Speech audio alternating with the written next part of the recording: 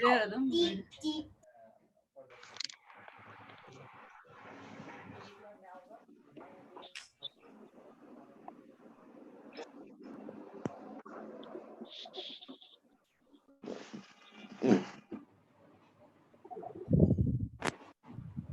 Going in.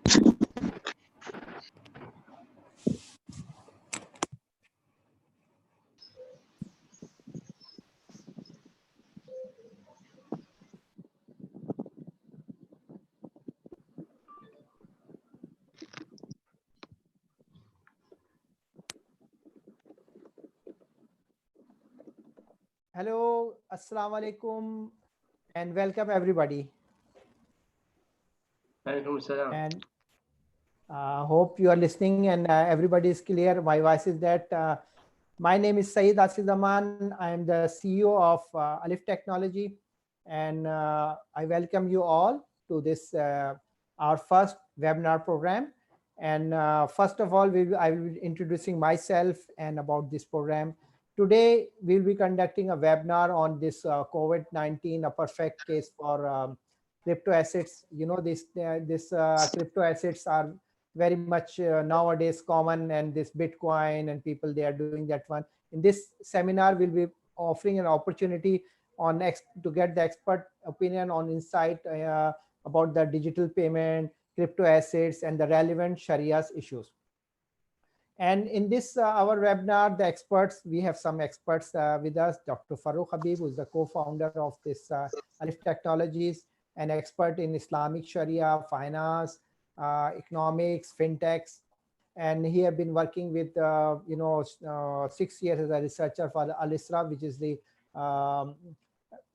section for this Islamic laws for Central Bank of Malaysia. Then we have Dr. Nafis Alam, professor and head of the School of Accounting and Finance at Asia Pacific University, Malaysia. Then we have Mr. Abdullah Han, co-founder of Kitmeed Network, public blockchain and crypto asset platform.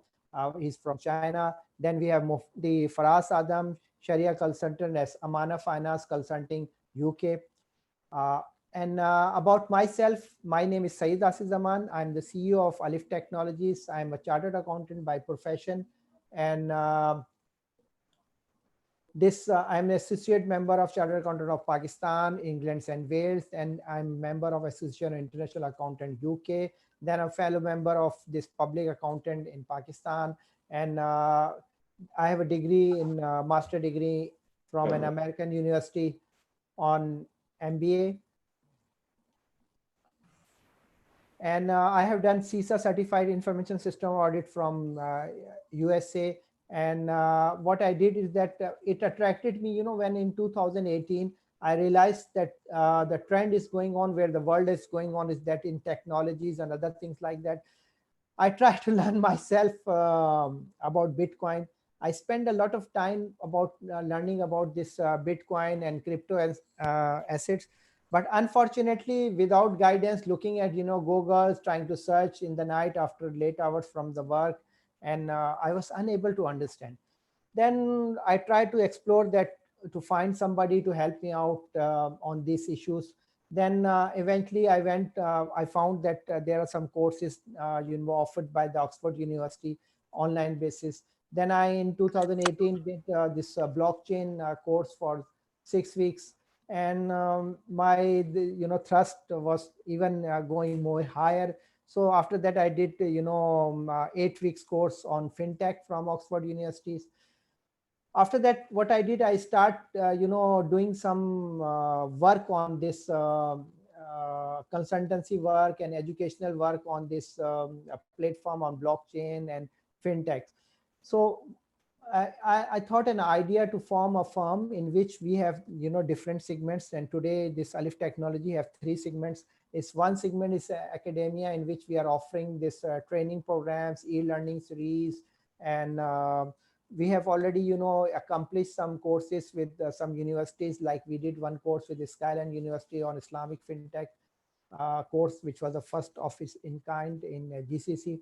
Then in second part in this company, we have solution. We are solution provider and implementation. We have in-house team of developers who are developing the traditional softwares. Nowadays we have gain experience on doing.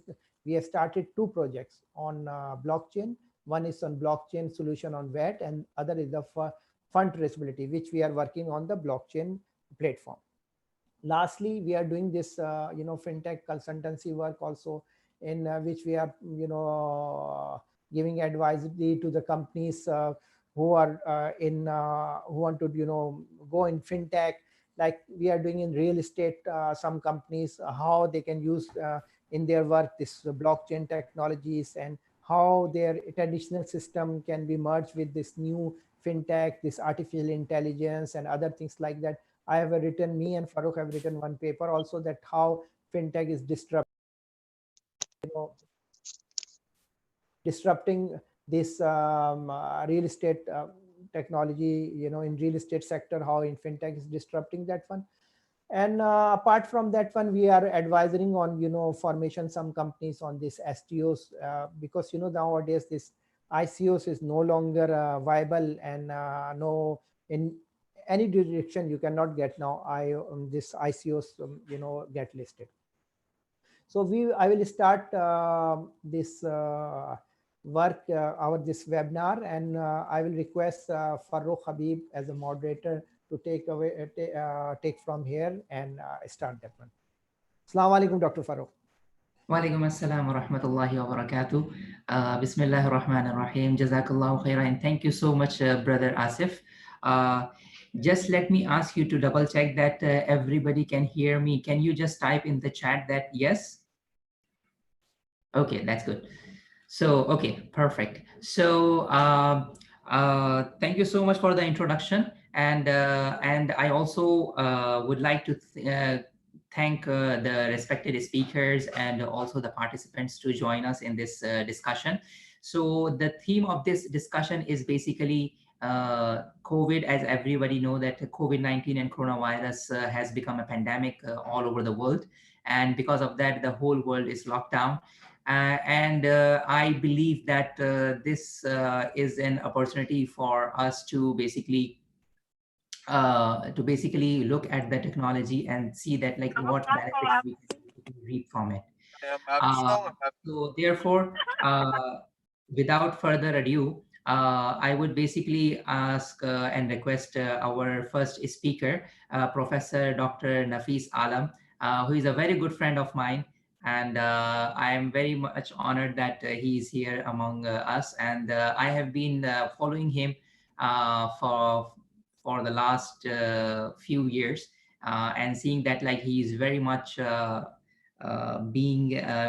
he's very much interested, and also that becoming an expert in digital payments and also digitalization and fintech. And of course, like mashallah, he's a guru of Islamic finance.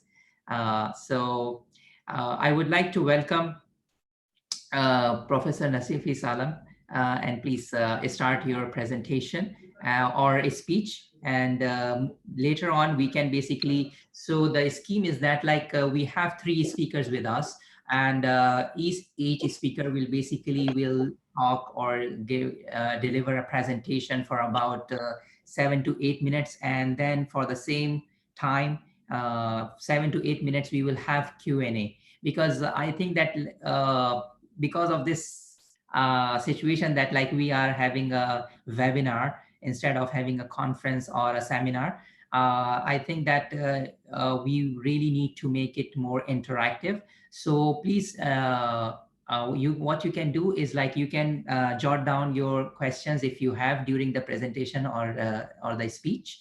And when we have the Q&A session after each and every speech or presentation, you can basically raise your hands. There is an option for that also on the Zoom, that you can raise your hand, and then we will basically go after one another, and then we can take up the questions. So with this, basically, please, Professor Nasifi Salam, start your presentation. Assalamu alaikum. Thank you, Brother Farooq. I would like to share my screen, so please let me know if the can you allow me to share my screen, Brother Farooq? Yeah, okay.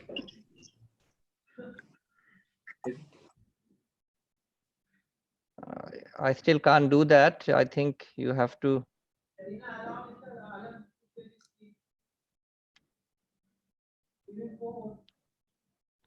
Okay, let me just ask my technical staff to basically let you share your screen. While we are waiting for the technicalities to be sorted out, pleasure to speak to all you guys. I can see we have a good number of participants here. Welcome to all of you. I know this is very interesting. Like usually you talk to a big group of people in a live scenario, but given that we are facing an unprecedented issue of coronavirus, we have to speak virtually. And but anyway, it's always good to share our point. It's also good to share the knowledge with the participants here. So hopefully the session which I'm going to talk about will be beneficial, will be useful to all of you who have joined us. So let me see if I can share the screen now. Is it visible to the people out there?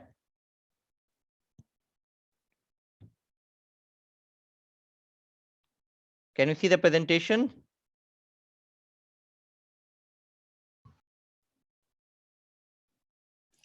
Yes, I can see the presentation. Okay. So as the theme of the seminar or the webinar is looking for the uh, crypto asset, uh, I will be more talking about how the situation has changed in terms of the payment. As some of you might be following me on Twitter and my work on that, I'm a big critic of crypto, so I won't go into the details of the crypto, but I will more looking at how the current situation has impacted the digital payment. So my presentation will be more focused on how the coronavirus has impacted the payment ecosystem overall, and does it give any incentive to utilize the digital payment. To start with, I would like to throw a question to most of you here. In the last 2-3 months, how many of us have used cash in reality when we are doing online transaction in terms of buying our food, or even if you're going to the nearby shop after some relaxation in the lockdown? How many of us have used the cash payment? I don't know about the others, but for the last 3 months, roughly from the first week of March till date, I have not used cash at all for all my online delivery, for all my grocery shoppings, even which I went in person. I have used only the cashless transaction, whether it's using the mobile payment or using the credit card or any other card payment. So basically, we all got scared of utilizing the real cash. There was some initial thoughts over it in the early days when the people started talking about that the virus can stuck onto the currency and the notes, and people are very skeptical. In fact, I don't know how many of you have seen the video, but there was a video circulating in the Indonesian media where people were washing out their currency notes in the bucket full of water. You can't really take advantage of that if you are using a paper currency. You can use that option if you have plastic currency, like some of them we have in Malaysia or in the New Zealand or in Australia or in some part of the world. But if you are having a paper currency, it might be difficult. You might either get rid of the currency completely, or it will be unusable. So there was the fear amongst the people utilizing the cash. In fact, in a recent survey done by the financial brand, which is one of the leading think tank in terms of the fintech, they just tried to do a survey which was published in fact a day before, which looks into how the cash and checks to be used in the post COVID world. And in the long run, you can see that the millennials are the one who are driving. The senior millennials are saying we will not be using predominantly. So even only 1/5 of the population might be interested in using checks and cash. That means we have opportunity of almost 80% of the people who might be going into the digital payment. This is completely unprecedented, given that we have countries in the world where mobile payment or digital payment might not have taken over the payment system. But people are now even thinking about, even the countries which do not have capabilities in the digital payment, they are trying to come up with the apps. They are come up with a solution which will be beneficial for people to get rid of it. So this provides a lot of opportunity. If I look into digital payment, most of the people who are really looking forward to embrace the digital and contactless. In fact, there was some recent study done. There were many survey done, but some of the prominent ones were 38% of the consumers in the US say that they will be going into the contactless payment, which is a year-on-year growth of 8%, a huge jump given that it's a very small period of time. Even for example, not only the consumers, even the retailers have taken initiative not to accept. In fact, most of the retailers in Malaysia, where I've been to in the shopping malls, they are completely refusing. So if you don't have a card or you don't have a contactless payment system, you might not be even purchasing any goods. In fact, many retailers in Australia, in the UK, have put up a notice that only the contactless payment will be accepted. In fact, those who are doing home delivery also asking for contactless payments, so there will be no interaction with the deliverer. In fact, in the recent time, the amount of money being utilized on the digital payment in terms of the wallet has increased up to 1 billion just in the March. So we can see there's a huge impetus towards using the digital payments when it comes to that. We can't say that this all happening to the coronavirus. There was already a growth in terms of the payment platform, which has been taking shape in the last couple of years. But if we look into the recent time, it's all about the fear. It's the fear of the virus. The people are so much concerned about touching any particular surface, whether it is a coin, whether it is a cash, whether it is any paper, that they don't want to touch it. So when it comes to the financial transaction, people are not even visiting banks, so they have to rely about on the digital payment, digital transaction, and so on. So this is giving a boost. So in fact, the countries or the institutions or the industries which were still not ready for digital payment now really have to go into look into the alternative, and they have to be ready to accept or deliver using the digital payment. So this is really a big boost for the industry in that sense.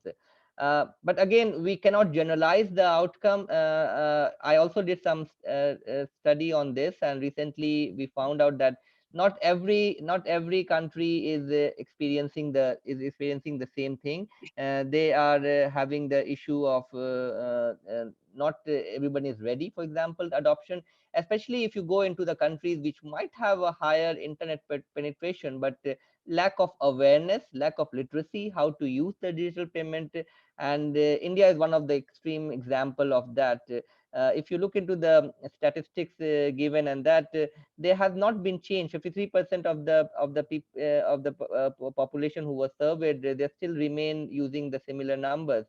uh, there have been some increase in terms of digital payment than before, but in terms of the overall volume, the number have declined. The reason why is that because not all the businesses were ready. So even though the transaction might have increased, the adoption might have increased, but if the industry, if the retailers are not ready to accept the payment via the online system, it is still cannot beneficial for the payment platform. So that gives us a thought, that whether the fintech platform can exist. Definitely they can exist, and they can transform the whole payment ecosystem. But at the same time, the national capabilities, the industry capabilities, and the eagerness of the retailers to adopt, and also the background or the demographic of the users are very important, to which will determine the adoption of the digital payment. So again, it gives us a thought for the regulators, for the industry player, to see that whether they want to go and push the adoption.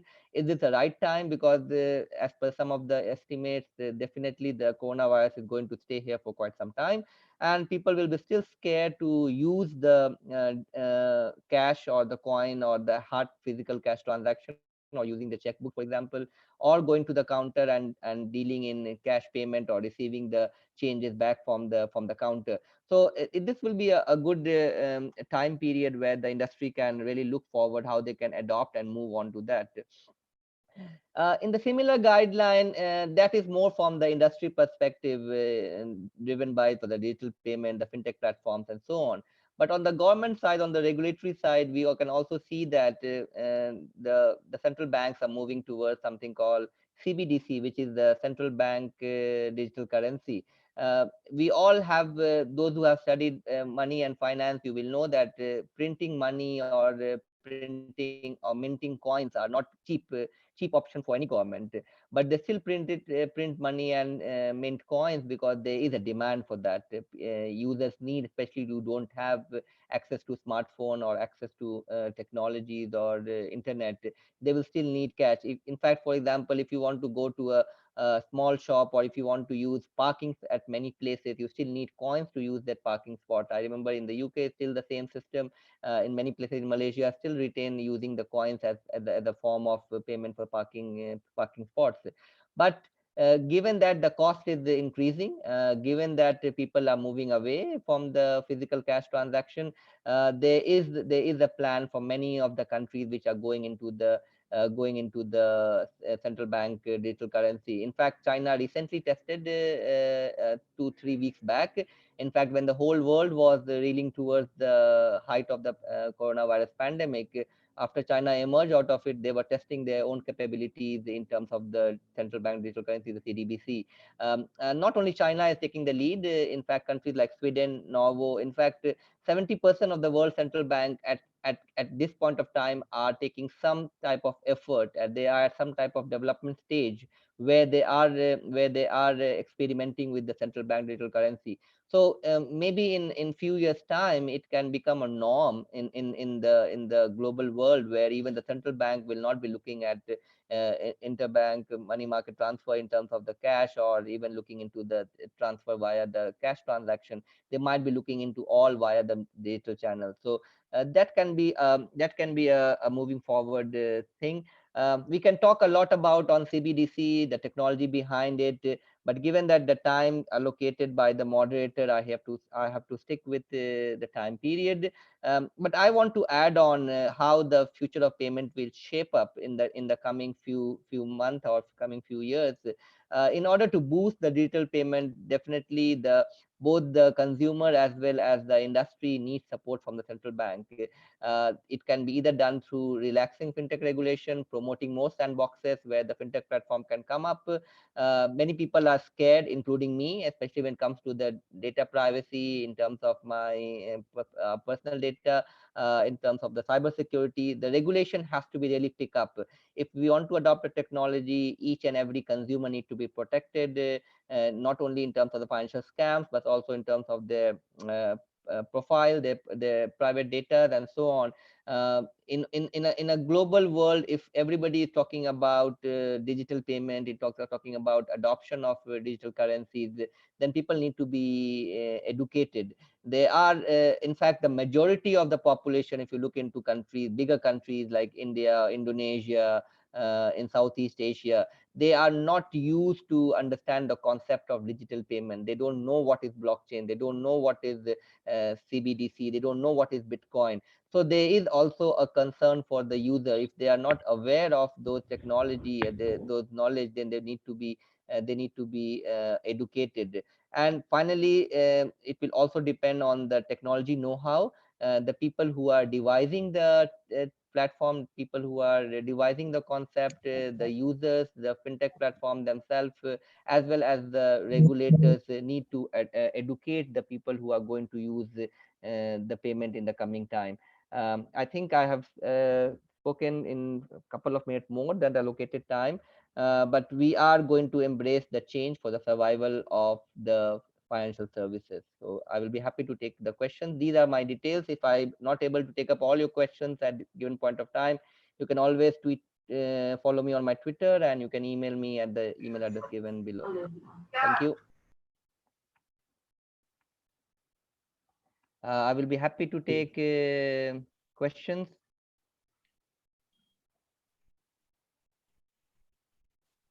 Thank you so much, Professor Dr. Nafis Alam. It was a very insightful and wonderful presentation, and we also got insights like how the COVID-19 is shaping the world. So let's move on to our question and answers. So I can see that like one Noman Sayed Muhammad has raised his hand. So let me just take the question.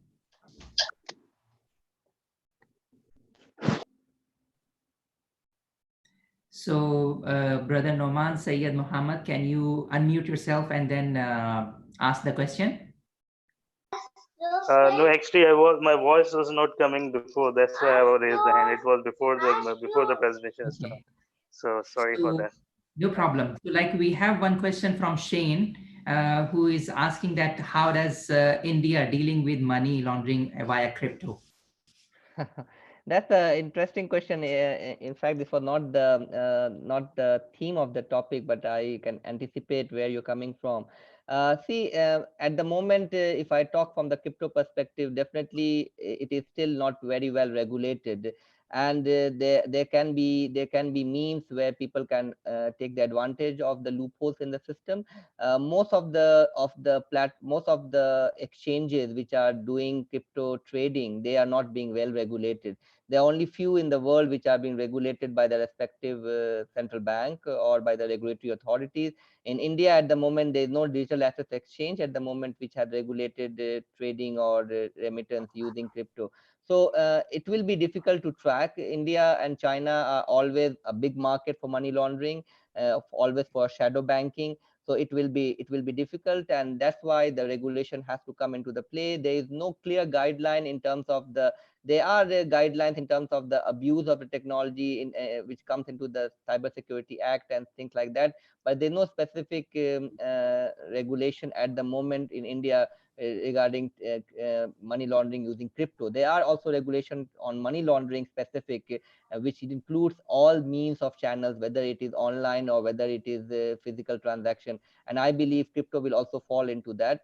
So there is a big loophole there. It's not only India. There are many other countries which need to fix it if we want to control the market of crypto. Mhm. Thank you. Another question is basically from Walid. Will the widespread adoption of cryptocurrencies lead to new types of customer to customer markets? Thanks, Waleed, for your question. We are talking about C2C. We again maybe go into the system where individual will be exchanging. So it all depends on the confidence in the different type of cryptos or different type of money or payment channel available to us.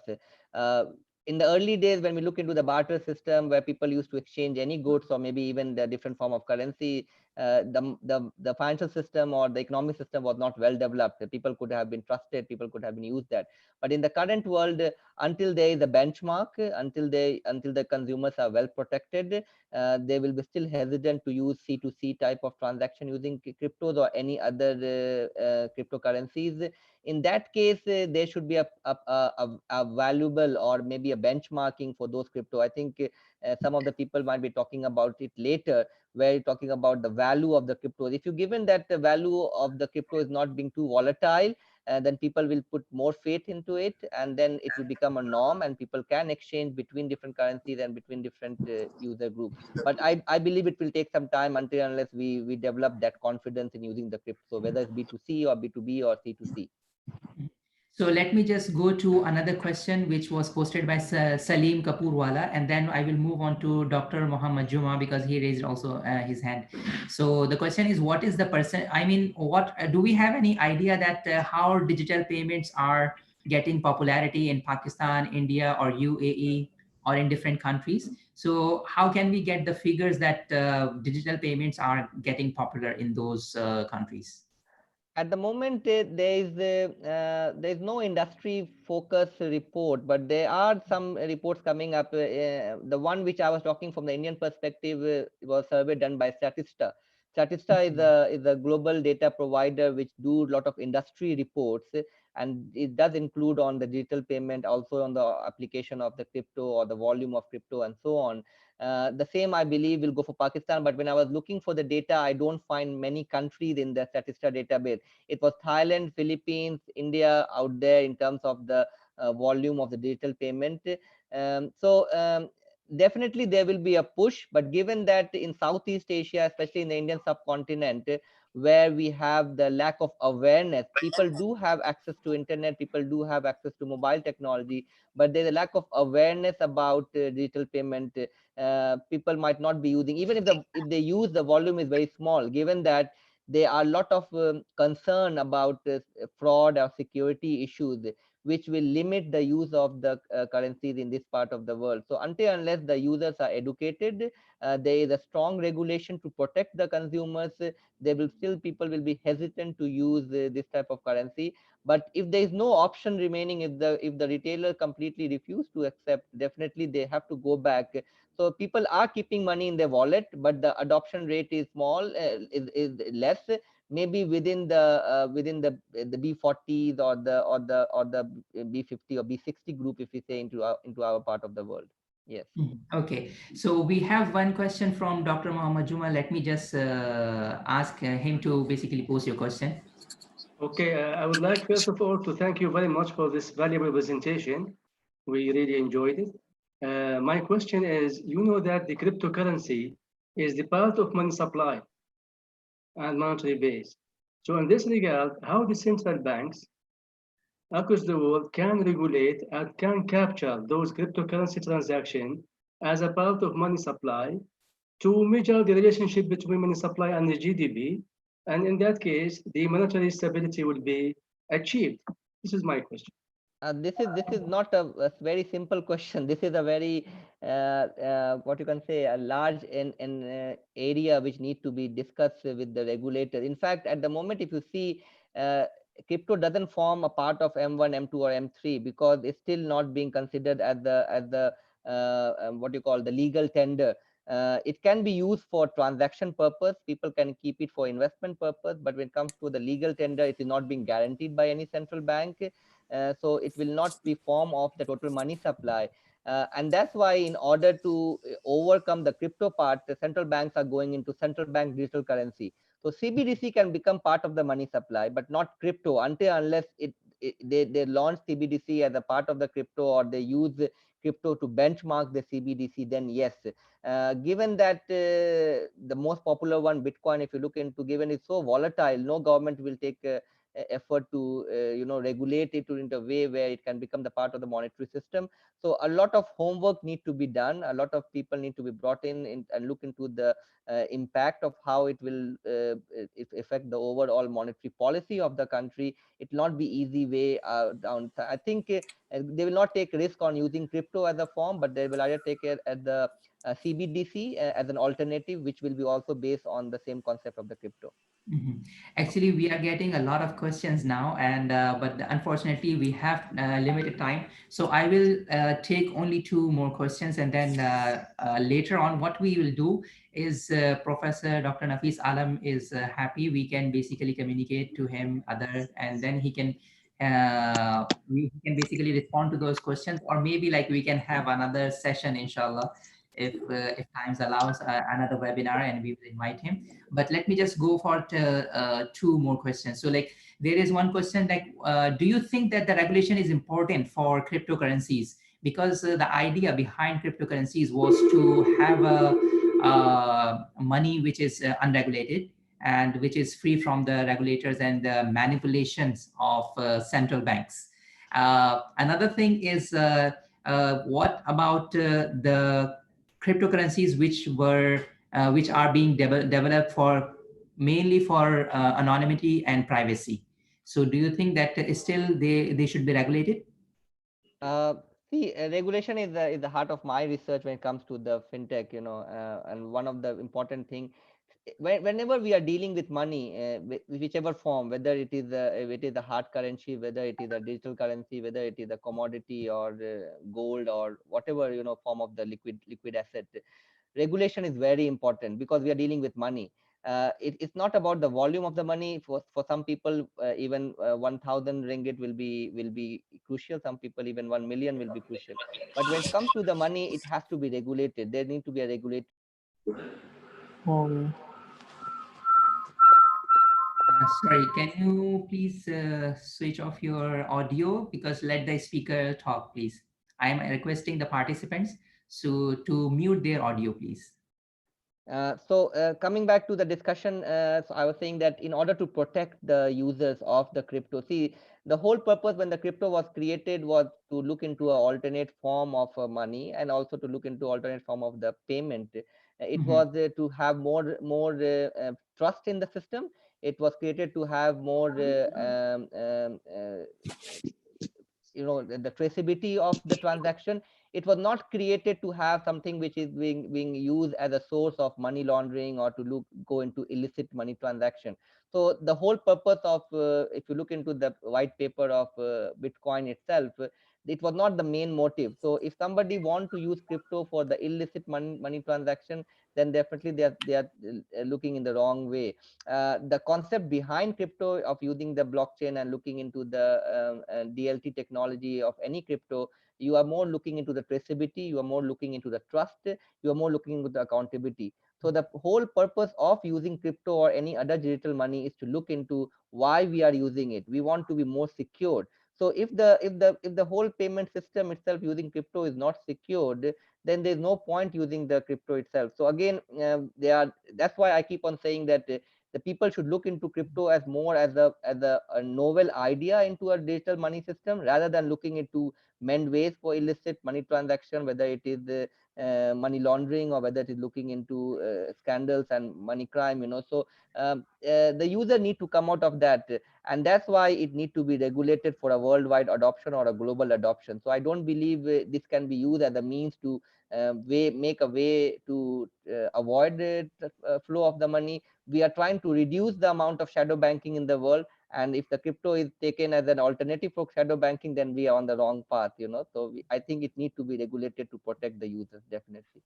Perfect. One last question, because we are running out of time, but definitely we will try to have another session basically with Professor Nafis Alam later after Eid, inshallah. So, but the question is, like, there are developing countries and they face the basic problems in terms of advancements of technology. So, do you think that these currencies like Pakistan, Bangladesh, and other African countries, they can also have their share in terms of like digital advancement and specifically for digital payments? Yes, I will not say that it will look into. I can give you a classic example of Kenya, for example. Kenya is using M-Pesa, and M-Pesa is a huge volume. If you look into most of the fintech platform at these days, they are not looking at developed countries. They are trying to venture into developing or even underdeveloped country, where now the technology. See, the next phase of development for fintech or of digital payment or technology will be always the underdeveloped countries, the third world countries, which are coming out in the market. So in fact, India, Pakistan, Bangladesh will be much ahead than many of the African countries. So technology is there. It's more about the awareness. And one good thing about we talk about the fintech or digital payment is about the inclusivity, the financial inclusion. The many people back home in our countries in the subcontinent has to produce a lot of paperwork to open their bank account, has to do a lot of transactions. The cost of transaction will be high. They might have to go through Hawala system to get the money transferred. So this is the right opportunity to use the digital payment, and the technology is already there. So there should be a push by the financial institution. There should be push by the regulators, where they can educate the users and they can make the technology readily available, which is already there. So they have to remove the barriers. I believe the technology penetration in subcontinent is very good, but it might not be directed towards the right usage. So the regulator should take the initiative to educate people, give incentive how they can use the digital channels to do the transaction, and the benefit of the low cost of using these technologies should be passed on to the consumers, because still in our part of the world, the transacting the money is still very expensive, and that can be one of the reason why people might not be even aware that the security and the privacy concern will still be there. So education is the key, and that's why I put into my last slide, the future of the payment will depend heavily on literacy and the technology know-how, and the technology is there. It's only needed a time to push for that for wider adoption in the country. And the Okay, benefit of wonderful. the low.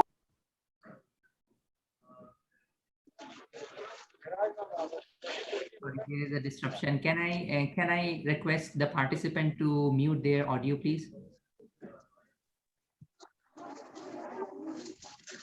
so that like we can hear listen to the speaker.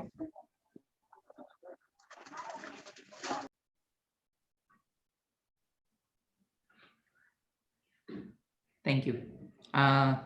So thank you so much, Professor Dr. Nafis Alam, for joining us in this webinar and sharing your thoughts and insights on the digital payments and the COVID-19. One last thought from you, that what do you think in the post-pandemic era? Do you think what is the future for digital payments?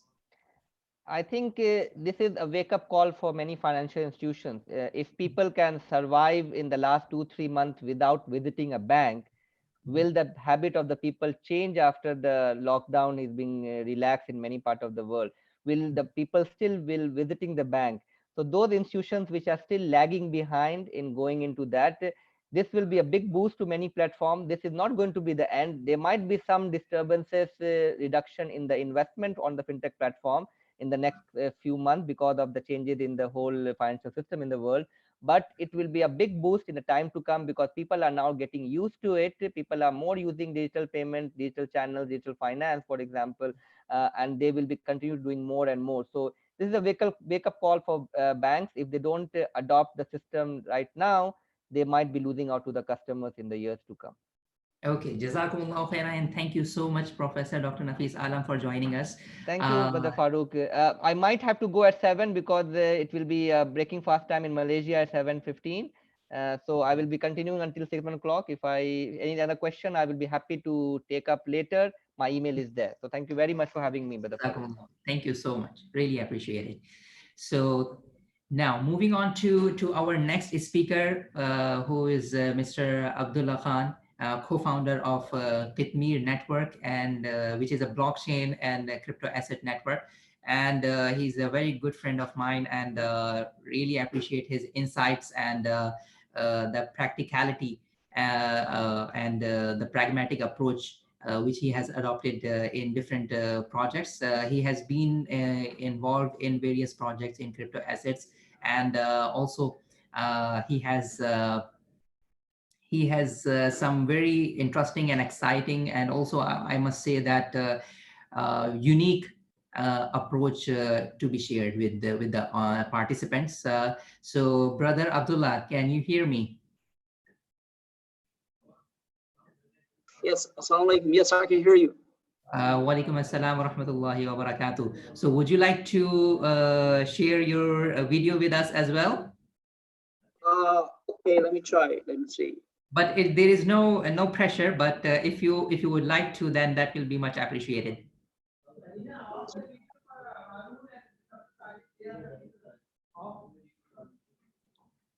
Okay. Oh, yes, okay, I'm going to turn off just to save the internet, all right? Mm-hmm. Okay, so that's wonderful. So please, Abdullah Khan will be talking about can cryptocurrencies or the crypto assets, I should not be calling them currencies, because my approach is that like cryptocurrencies is a wrong terminology. We should be calling them crypto assets and classify them as assets. So that is why basically I have put even in the brochures and in the program, and the theme is not about cryptocurrencies, but rather than crypto assets. So Abdullah Khan will be sharing with us his viewpoint on this. So please go on, Brother Abdullah Khan.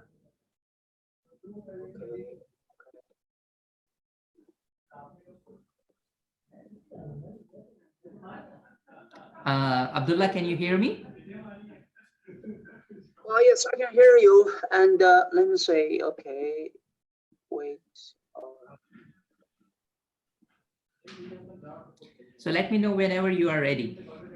Okay, yes, I'm ready. Firstly, I appreciate brothers and sisters and ladies and gentlemen. I'm feeling so proud to have this opportunity, especially for the invitation from Dr. Farooq Habib. And I would like to firstly introduce myself. And my name is Abdullah Han. I'm from China.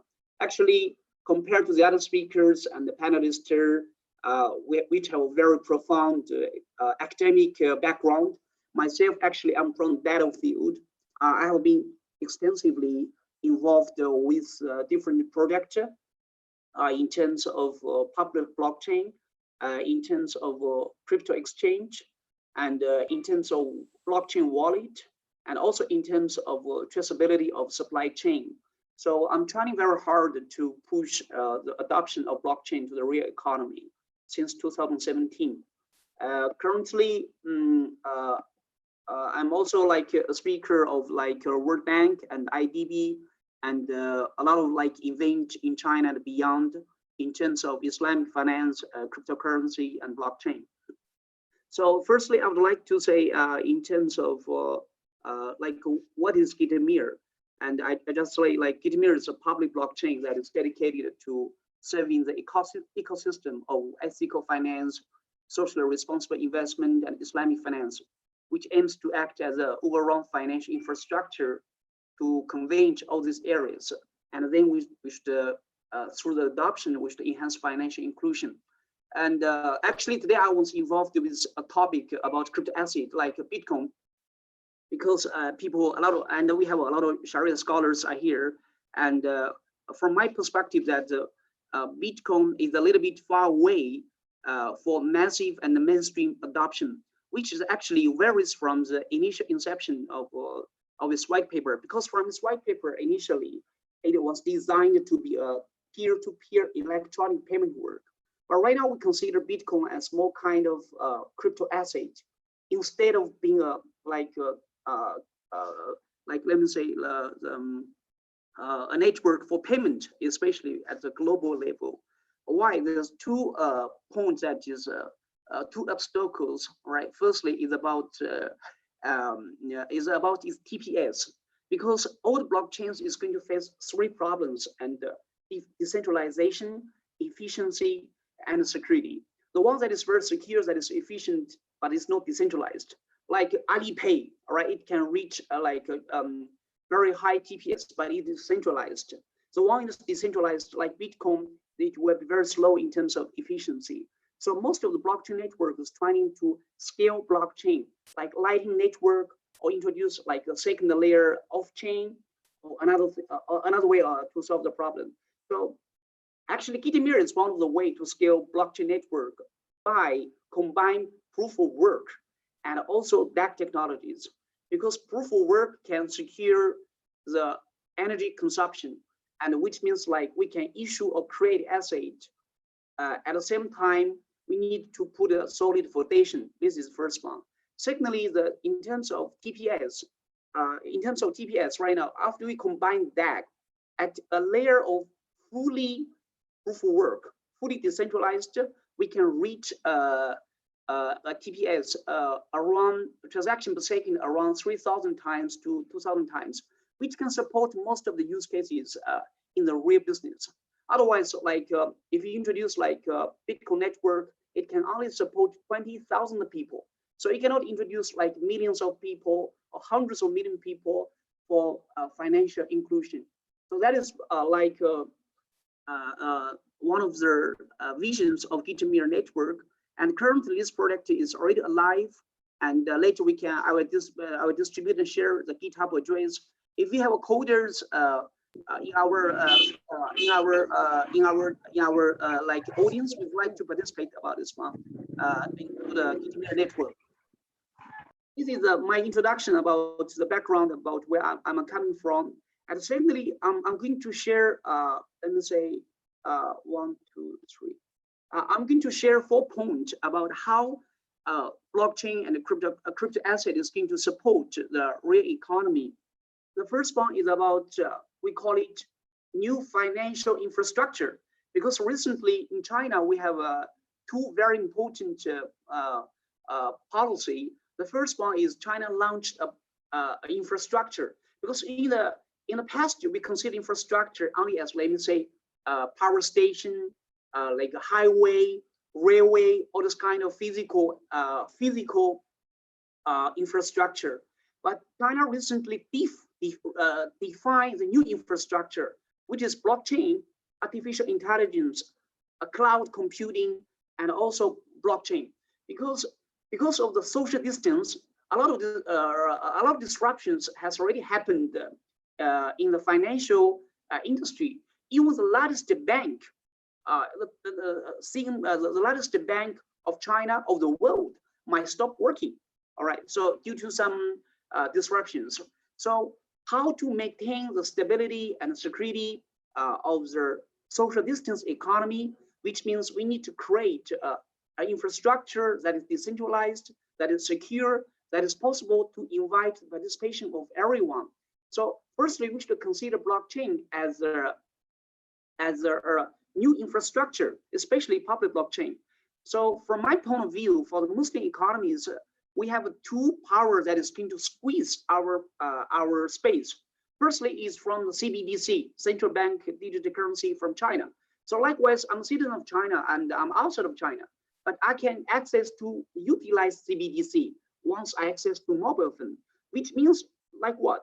The payment is going to push beyond the boundaries, beyond the traditional legal restrictions, which means everybody access to mobile payment can utilize the central bank digital currency of China.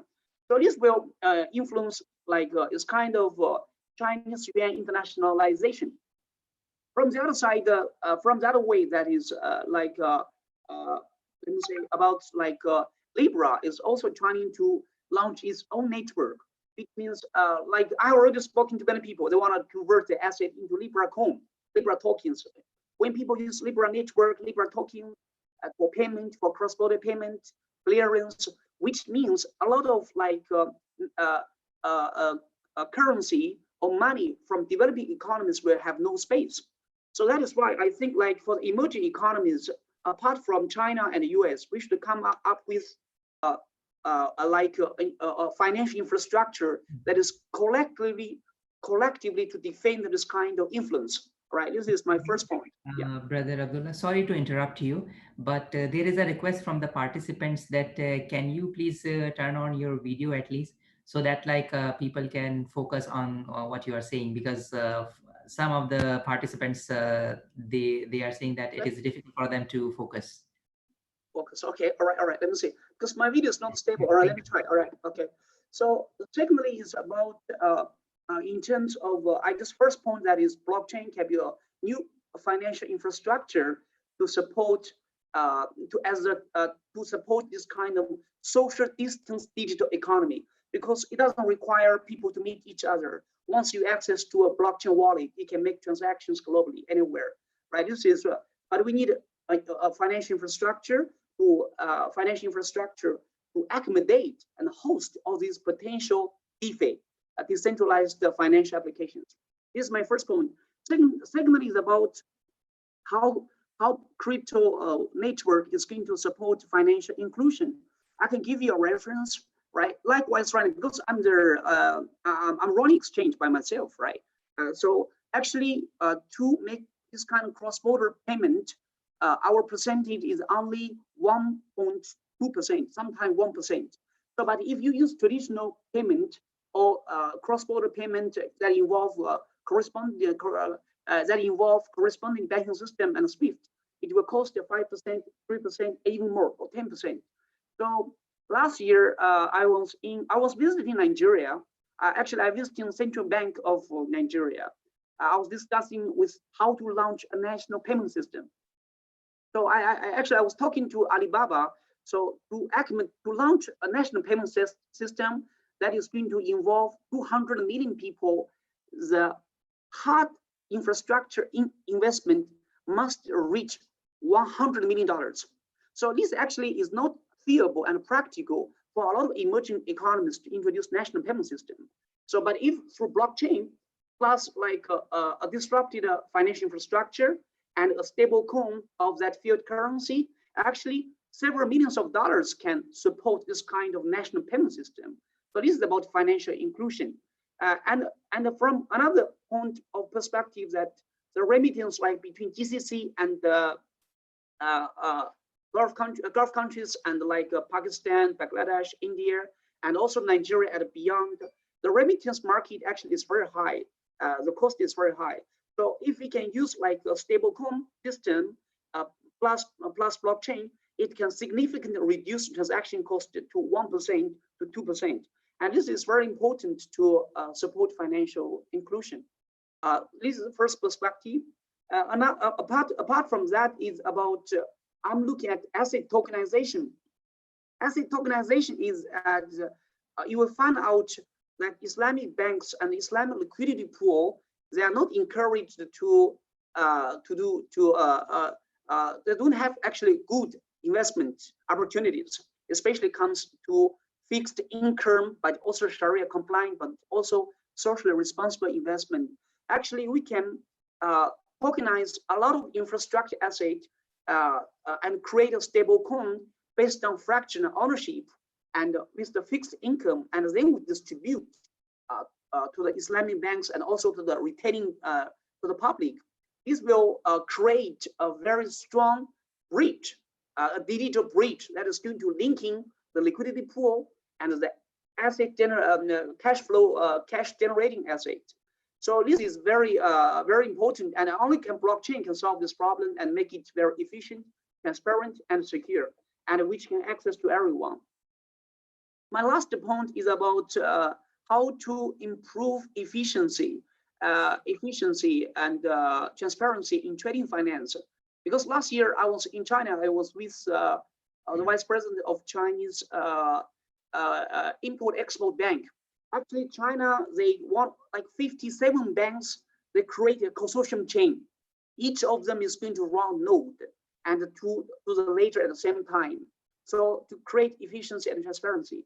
So in terms of trading finance, actually a lot of Islamic banks and a lot of cross-border banks are industry players that is located in various jurisdictions. And actually we can create a kind of consortium chain among all these Islamic banks to solve the problems of efficiency. So last but not least, I'd like to say that is blockchain, especially crypto blockchain network, can act as a new financial infrastructure to foster social distance digital economy. It can significantly contribute to financial inclusion, cross-border payment and remittance. And also it can, through asset tokenization, we can create a digital economy between the liquidity and the real economy. And also we can improve efficiency and transparency through consortium chain in the area of trading finance and the supply chain finance. So I'm willing to take questions. Thank you to everyone.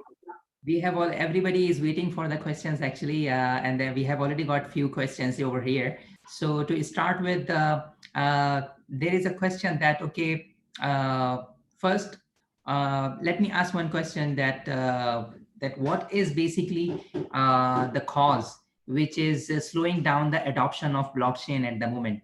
Because previously we have seen predictions that by 2020 or by maximum 2021, blockchain and crypto assets will become mainstream.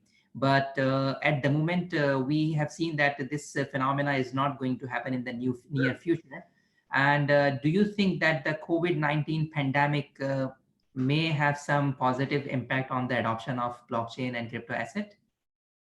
Of course, Doctor. Because since January, since this pandemic that is coming, because I was running exchange, actually our exchange, the trading volume increased 33% to 50%.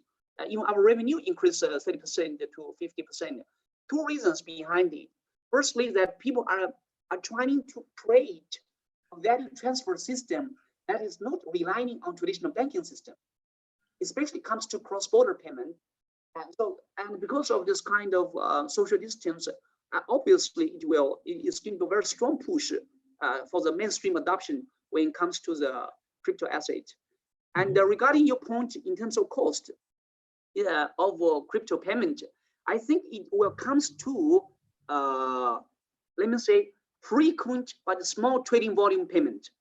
That is a big problem, because like if I'm sending like $5 million from the bank or from Bitcoin, it's not a big deal, right? But if I'm sending like last time, if you're using Ethereum, if you're sending like $1 and your transaction fee is very low, it will take like 2 or 3 days to close this transaction, to waiting for the miners to process it. So that is why, likewise, right now our TPS reached like 3,000 to 2,000.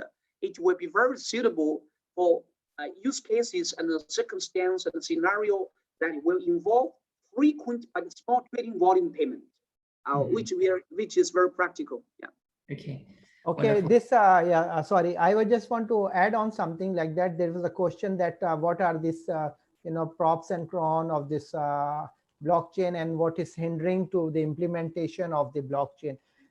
Just I want to add on that there is the problem, which is the most biggest problem is the speed. The way the blockchain is working, the speed is the scalability. The scalability is the main problem, and the lack of scalability due to the complexity, encryption, and the distributed nature. The blockchain is slow and cumbersome. And if you compare with this traditional legacy transactions, like in 1 second, Visa is doing 2,000 transactions. And in blockchain is approximately we are doing is 20 transaction in per second. And the other one is this limited interpolability, lack of standardization. There are so many challenges is that around 6,500 projects are leveraging variety of mostly standalone this blockchain platforms solution with different protocols, coding language, and different mechanisms are there. So it is very difficult unless we have a standardized some form. And the other thing which is hindering is the integration with the legacy system. To have we have already the conventional system. When we want to integrate this blockchain system with that, it's become very cumbersome and very difficult to that one. And the lastly, the problem is that there is lack of developers. We don't have too much developers. And there are other side effects also, like this environmental cost is very high, the electricity they are consuming is very high, the wastage is very high. So these are some of these things which are hindering this implementation of blockchain, and the pace of blockchain which has to be incorporated. But there are now platforms, Mr. Abdullah knows better than me. There are platforms, they are developing platforms like Ethereum and others, which will fast up the speed of transactions and other things like that. Thanks for and sorry for interrupting. No problem. Thank you so much for your input. So we have another question, basically a very short one, but I think that it is very interesting. So let me ask Brother Abdullah about this. Do you think that the investment in cryptocurrencies will speed up the process of blockchain adoption? No, when it comes to the blockchain adoption, we have to differentiate what is the real concrete demand and what is just sometime only for blockchain or blockchain. You understand what I'm saying? So when it comes to the concrete demand of blockchain, I think people are expecting something secure, something decentralized. We have to agree when it comes to cross-border payment and remittance and crypto investment, there is a concrete demand for adoption. But the other side, the blockchain adoption is not driven by the investment of crypto market, especially it's going up and down. I think, like, let me say, like a government, they want to create a blockchain to improve efficiency. Actually, this kind of adoption of blockchain has nothing to do with crypto market. And also like the supply chain traceability, like a Walmart, they want to trace food, or a big like a sheep want to trace this kind of the cargo industry. But this kind of adoption is not really about crypto market. It is depending on how blockchain is going to enhance their transparency and efficiency. So that is why when it comes to the financial space, the payment, cross-border remittance, and the value transfer system that is not relying on the banking system, this kind of demand are hungry and concrete, which is going to drive the widespread mainstream adoption. Okay, wonderful. Let me just have one more question, because we are running out of time. So let me just quickly go to the next question, and then that would be unfortunately the last question. Is that, like, do you think that the digital payments have been talked about previously, and then you are talking about blockchain also and crypto assets. So do you think that crypto assets can actually add value to the situation which we are in at the moment? Or do you think that crypto assets will remain as an investment class for people who are basically looking for the risky assets? actually we can design a system like, let me say, double layer system, because crypto asset can remain as a primary layer on the infrastructure, because you cannot involve Bitcoin and that crypto asset for the direct payment because it's not stable. So the primary layer public chain can consider as an infrastructure, and which is horizontal layer, and from which layer we can introduce a payment system like a tokenized fiat money, which is going to actually create less frictions with legacy system, because you cannot introduce a new currency, you cannot introduce a direct payment system. So my solution is double layer. The crypto asset remain as a layer of the financial infrastructure. But when it comes to payment, we should work together with traditional banking system to introduce a stable coin with the regulation authority, and introduce this stable coin on this financial infrastructure to conduct the payment system. Because traditional legal stable fiat money is going to stable, but this stable coin is running on the financial infrastructure and is not relying on the banking system. And it's very cheap actually to introduce a stable coin, a wallet, and it costs only, let me say, several $1 million to a national payment system, because the process of this payment is the underlying infrastructure is maintained by the miners globally. So that is my answer to how blockchain adoption is going to enhance the digital payment, especially to improve financial inclusion. Okay, wonderful. Thank you, Brother Abdullah Khan, for an insightful and a very informative session. And I think that there were more questions, but unfortunately, due to the time constraint, we were not able to entertain them all. But surely, either we will collect these questions and send it to you, and then at your own convenience, you may be able to answer them. Or maybe like you can take these questions to different forums, like since you are available on Twitter and other social, Facebook or LinkedIn, so you can also carry on the discussion over there. Or a better way is to basically arrange another session with you directly, specifically on this topic, because I really believe that it's a very huge and wide topic, like blockchain and crypto assets and how they can help in the real world and lift up the real economic activities. So, but thank you so much for that. And now I will move to our third speaker, Sheikh Mufti Faraz Adam, who is also a very good friend of mine, and I really appreciate his presence over here.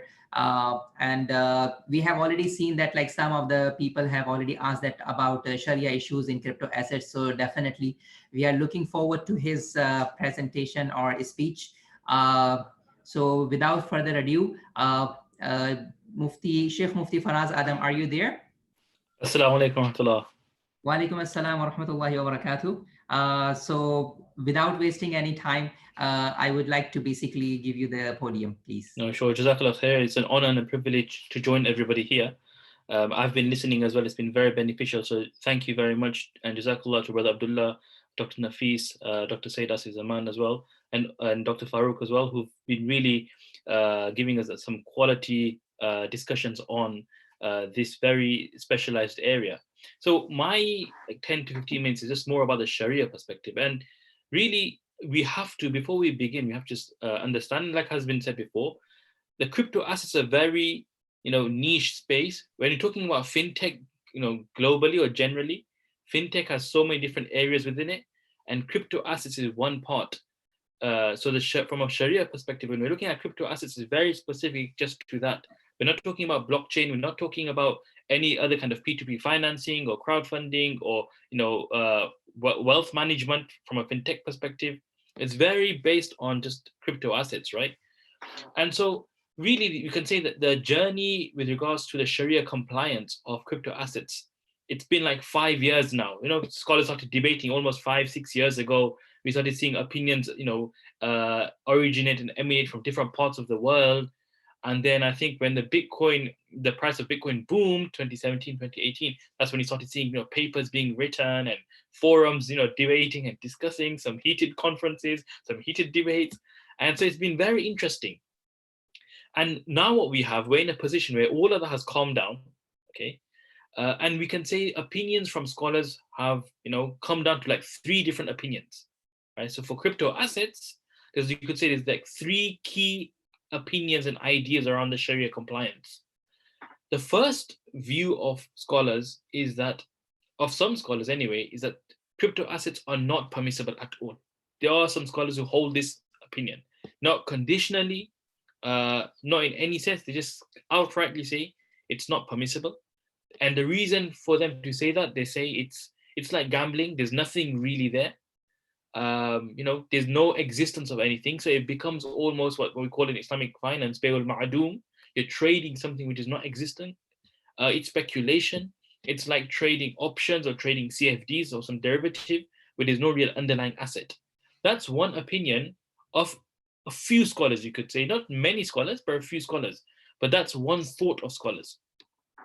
The second opinion of scholars is, they say crypto assets have the potential to be Sharia compliant, but it has conditions to it, right? And this, you could say many of the scholars fit in this area, okay, where they say, no, it has the potential, but it has conditions. Why does it have the potential?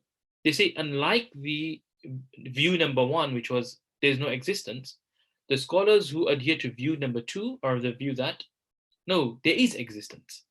The notion of value and something being an asset, something being a property, has evolved with the advancement of technology. Now, today you can have intangible assets. Value can be something intangible. Value can be something relative. It can be something which cannot be even sensed, but it's you and I, we assign value to something, right? And so this group of scholars now argue that value, the notion of value, has advanced with the advancement of technology. And because the people are recognizing this, there are Sharia precedents where when people come together, the community and the people recognize something as valuable, it has value.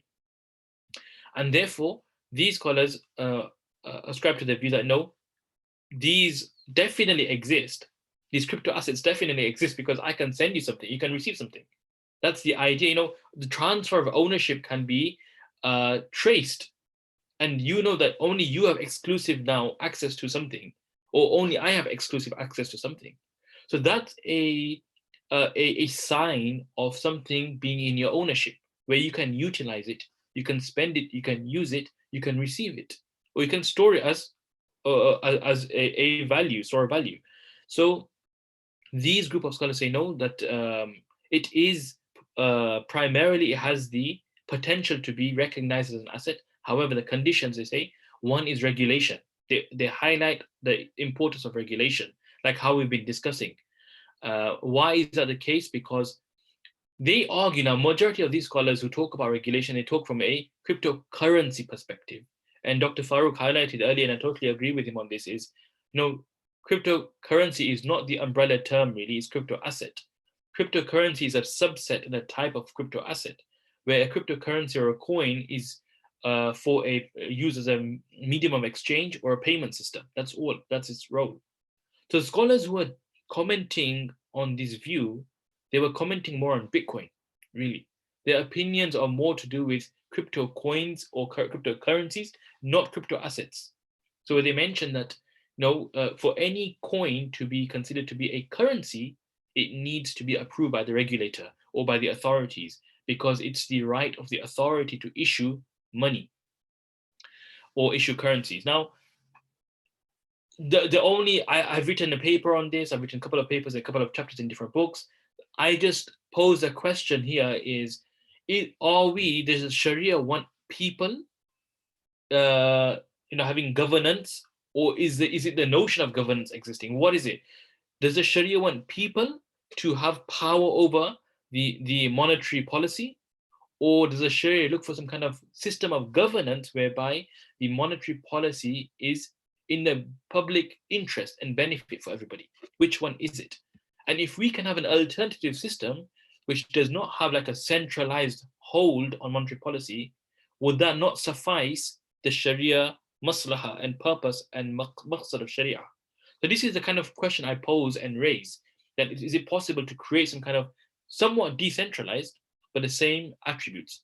And another point these scholars raise, which is point number 2, is the, you could say, the risk and volatility. Some scholars raise, those who are in camp 2, they raise the issue of risk and volatility, that these assets are very volatile, very risky, and therefore until there's no kind of a reduction and mitigation of volatility, which is obviously connected to external factors like governance and so on and so forth, you cannot really trade in crypto assets because the volatility is too high and a person can lose his investment. There's a very high chance and high probability of losing the investment. So this was opinion number 2. Opinion 1 was not permissible. Opinion 2 is permissible conditionally. There has to be governance. It has to be regulated, and it has to. The volatility must reduce. Then, opinion 3 are those scholars who say no, crypto assets doesn't need governance or a regulator per se, or government approving it. It in and of itself is permissible. It has all the features of permissibility. Sharia doesn't have any kind of restriction on these kind of technologies, because this is just an advancement in technology. That's what it is. Why would Sharia prohibit something like this, right? If it's in our interest, in our favor, Sharia has no, wants us to advance. The Sharia wants the Muslims to develop themselves. The Sharia wants Muslims to advance in monetary policy, to advance in asset allocation and asset classes, in investments, in wealth. So these scholars are of the opinion that no, crypto assets are Sharia compliant in the sense, in its notion and nature. However, there are different types of crypto assets. So these scholars then go further. They mention that there's different types of crypto assets. For example, you have the crypto coins, the cryptocurrencies, which are mediums of exchange. So the scholars will review this of camp number 3 and will apply those who follow the principle of sarf, bay' sarf, like the IOF and these bodies where they apply the rules to fiat currencies. They'll apply the same rulings to cryptocurrencies. That there has to be immediate exchange, and it can't be deferred, and so on and so forth. Then these scholars also then look at utility tokens. They say certain tokens which buy you a utility, a service. Some tokens give you an access to some benefit on a platform. That's also has the potential to be Sharia compliant if the utility, the service, the benefit is Sharia compliant, the platform is Sharia compliant. So that's when the idea of screening develops. And I've had the good fortune to work with Dr. Farooq Habib on this, and we've been developing screening criteria, a Sharia screening criteria for crypto assets.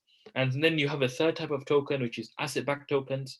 So being an asset-backed token, it's a digital representation of an asset. So whatever type of asset it is, the token will have the same ruling. So if it's something which is impermissible, the token will be impermissible. And then depending on the type of asset, if it's a currency, for example, the USDT, or you have certain fiat-backed crypto tokens, right? Then in that scenario, certain other principles could apply. So that, again, is very case-by-case specific. And then finally, you have something known as a security token. Security token is similar to having a share, right? It's a security in a company. And that would require, just like how we review shares or companies which are listed on a stock exchange, and we do a Sharia screening of them, a specific Sharia screening criteria would be required for such security tokens. So these scholars have developed this area, and they're further developing this notion. So from these 3 camps, the most interesting one I find is camp number 3, because they're trying to develop. I think what is needed now, that was like the theory, but in practice, what do we need now?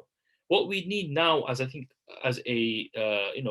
group of practitioners and enthusiasts as well, is we need the standard setting bodies, right, that are out there in the world in Islamic finance, the standard setting bodies, to start developing guidelines. We need the regulators, whether it's in the UAE, whether in Bahrain, to take the lead and start developing a framework. They've already taken one step forward, which is they've developed the sandboxes, right, to house crypto exchanges. And so I think the next guidance is we need Sharia guidance from the standard setting bodies, and to really move the industry one step forward, because the mixed opinions which are out there cause more confusion than any kind of solution, and that impacts investments, impacts the entire market. And more people do, unfortunately, people equate crypto assets with fintech, right?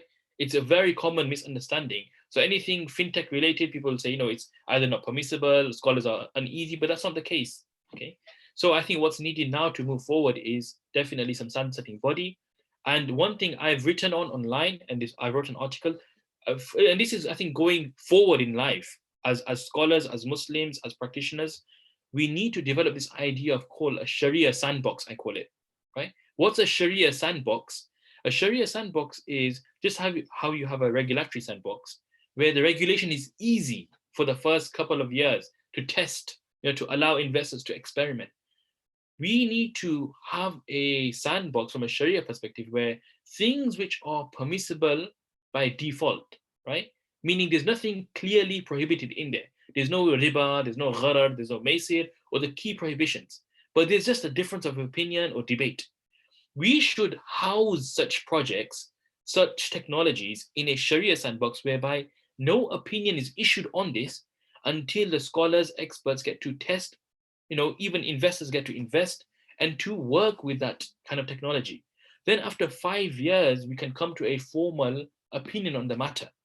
Right? In that way, what will that do? That will standardize, that'll create more, the crowdsource, it'll definitely develop more ideas. We'll get to test the technology firsthand.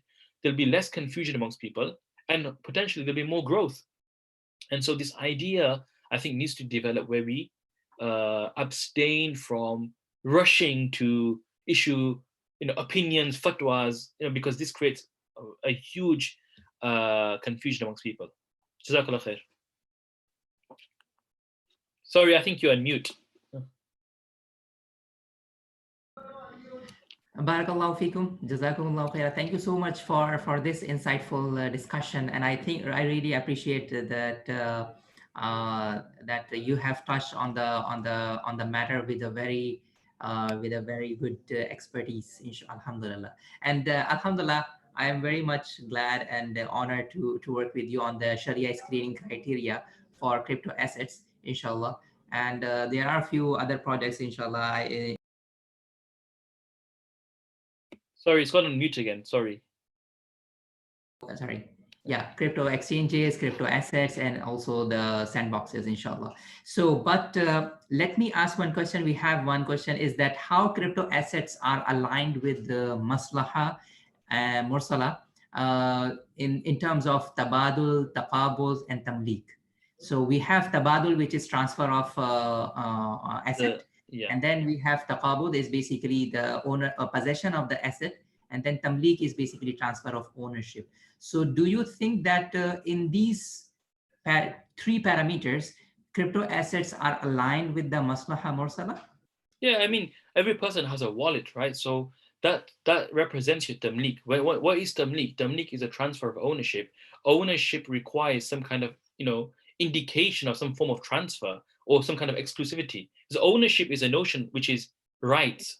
What is ownership? Ownership just means you have rights to do something, right? Mm-hmm. Even in English law perspective. So I have ownership over my phone.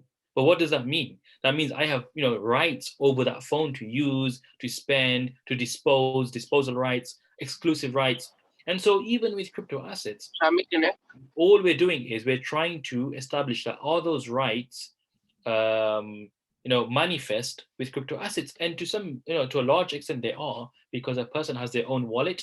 Like I can go on, for example, Coinbase or any exchange. I have access to my wallet. I can, spend my crypto asset. I can exchange it. I can, withdraw it and cash out on it. So you do have that exclusivity. You do have the ability to spend. And remember, we have to also appreciate that we've moved on from we're not talking about real assets here. So how ownership will be reflected on a digital platform will obviously be different to how ownership is understood classically 1,000 years ago, when scholars were discussing and debating ownership of property or ownership of animals. Mm-hmm. Wonderful.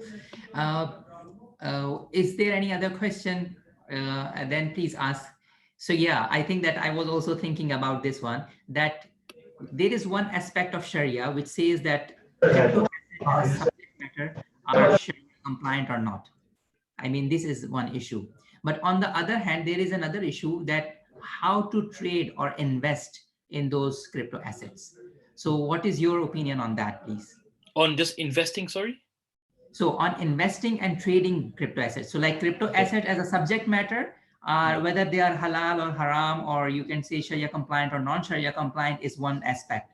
Yeah. But another aspect is how to deal with them in terms of investment and trading. Sure. So again, that really depends on what I would say is you should definitely have the crypto asset screened, or you should ask or trade on an exchange which have a Sharia board or have scholars reviewing, because this is a completely new area.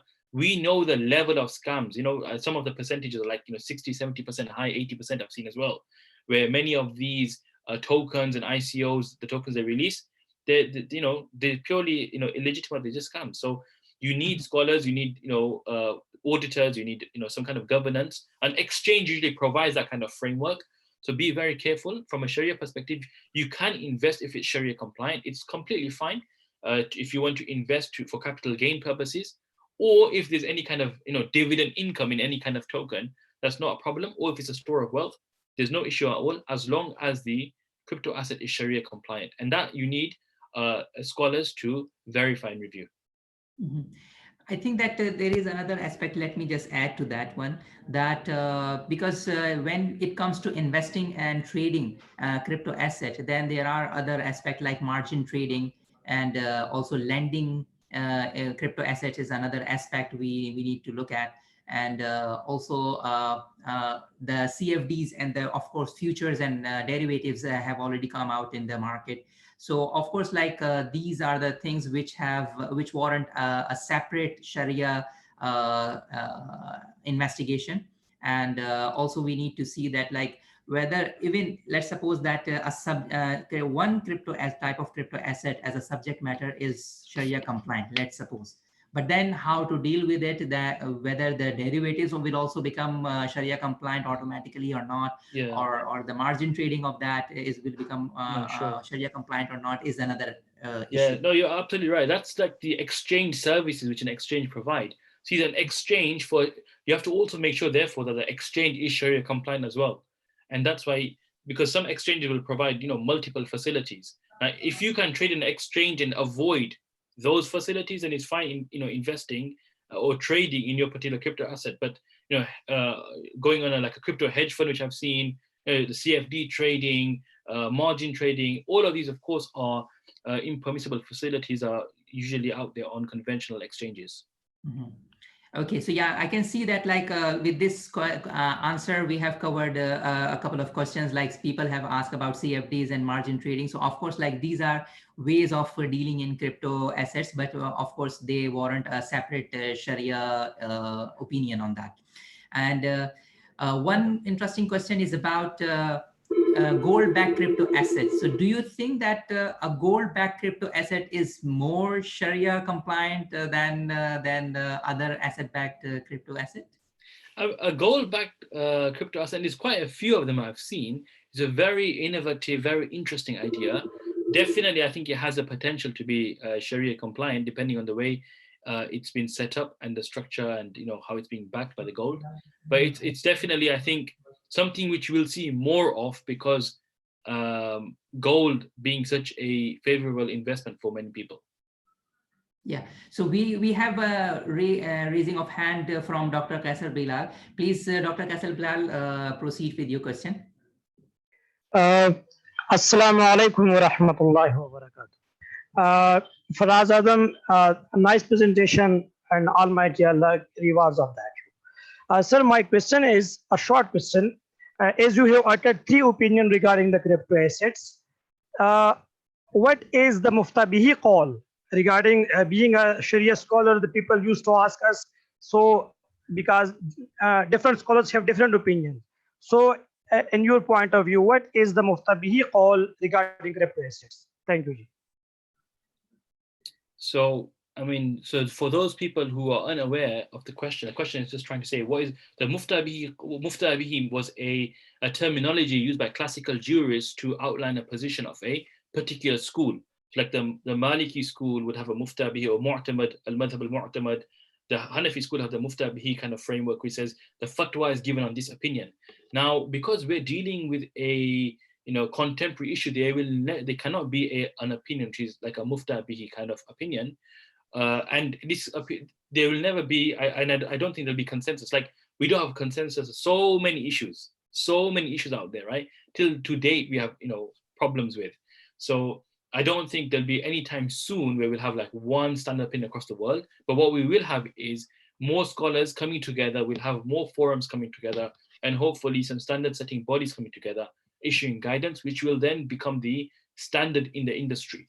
And that is good enough as a standard for then the world. So right now there's 3 scholars. In terms of what you practice right now, I would say you should look whoever you feel is the most knowledgeable in this area and has the most research, or a scholar that you trust. You take their opinion. If you trust a certain scholar, you can follow that opinion and you continue, and that's perfectly fine. Thank you so much. So due to the time constraint, I am just going to take one last question, which is already there. Somebody has asked that in Islamic financial institutions, we have Sharia compliant products and services. So based on that, if let's suppose that we issue an asset-backed or a commodity-backed crypto asset, would that be automatically become Sharia compliant? It has the potential. It has the potential. Remember, issuing a crypto asset, which is asset-backed, definitely has the potential to be Sharia compliant. But then it just depends on the way it's structured, on the agreements, the type of asset it is. So that'll be one thing for the asset itself, and then how it's traded is a separate matter. We look at both. But yeah, I mean, it's doable. Now the technology allows us to do these things. We don't have to trade gold. We don't have to fly. We live in a world now. You don't have to sit on an aeroplane. If you live in Australia and you're trading with someone in America, you don't have to, fly on an aeroplane, take the gold with you, give him hand-to-hand possession. We've moved on from that. And so we should leverage the technology that Allah has given to us, that, we have in the world, and benefit ourselves, the Muslims in the wider community, the whole world, because this is for our benefit. And as Ibn Taymiyyah, I just want to finish off with what he says, that the Sharia came down to benefit mankind, right? And to reduce all forms of harm. So if things benefit us, allow us to increase our wealth, then we should, look to embrace this and also put the safeguards there. Mm-hmm. Thank you so much. Jazakumullahu khaira for your insightful presentation and discussion, and also the response to the questions. I think that you handle them very, very carefully and with so much expertise, mashallah. Thank you. Jazakallah khair. So with that, actually, we have come to our conclusion and the last part of it. So first, I would like to thank all the speakers and the participants for their patience, and for and for also their insightful and lively discussion. And I really apologize for any shortcoming from my side and from Alif Technologies and from the organizer side. And I really hope that you guys have learned from this discussion, and then inshallah we will carry on further discussion. And this will be the first. This is actually the first of our webinar series. So it's going to be a good series, inshallah. So we are going to have some exciting and most important and crucial topics for the future webinars. And inshallah we will be organizing them, and we do hope that our participants will take active participation in those webinars. And there is one news which is very important, and I think that which is very beneficial for everybody here, which is basically we have seen that there is a lot of confusion about crypto assets, and there is a lot of debate on it, not only from the Sharia perspective, but also from the economic perspective, from the financial perspective. And as you have seen that we are very quite open and neutral about it, that's because Professor Dr. Nafis Alam, he initially in his speech said that he is not a promoter of crypto asset, and he is quite skeptical about it. But again, we were trying to basically have all types of people who can basically come together and discuss this issue in a subjective manner, in an objective way. So, and try to open the scholarly debate on it.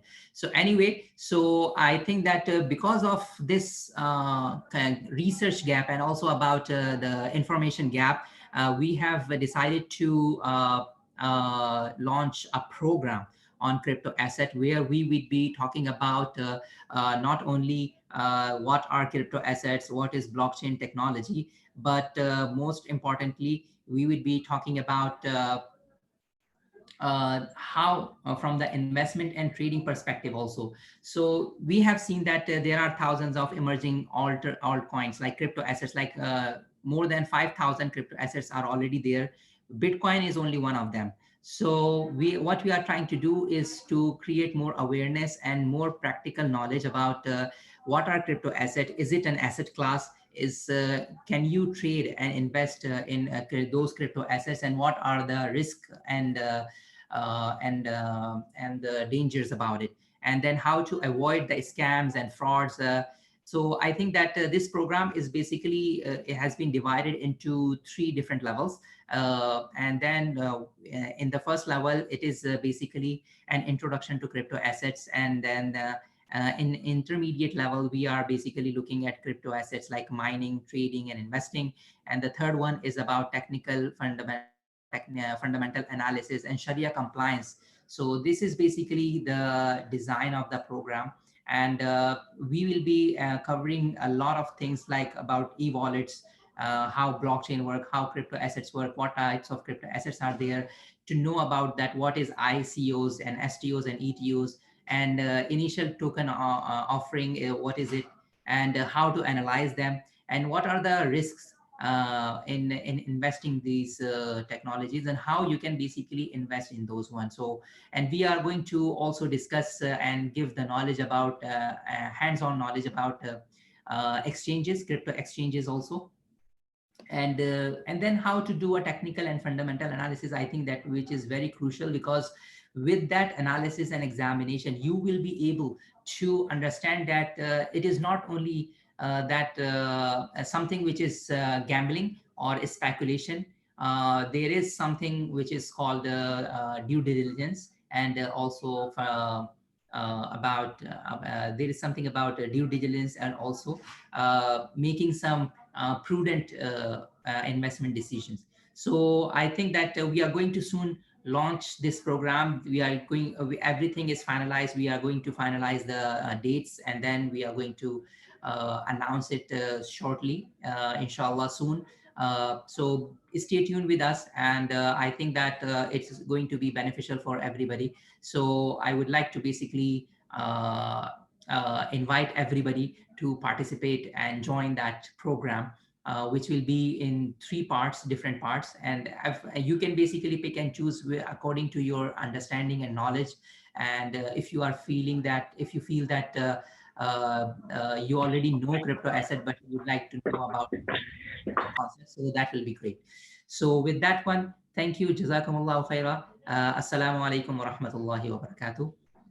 And in advance, I would like to say everybody, I would like to say Eid Mubarak to everyone.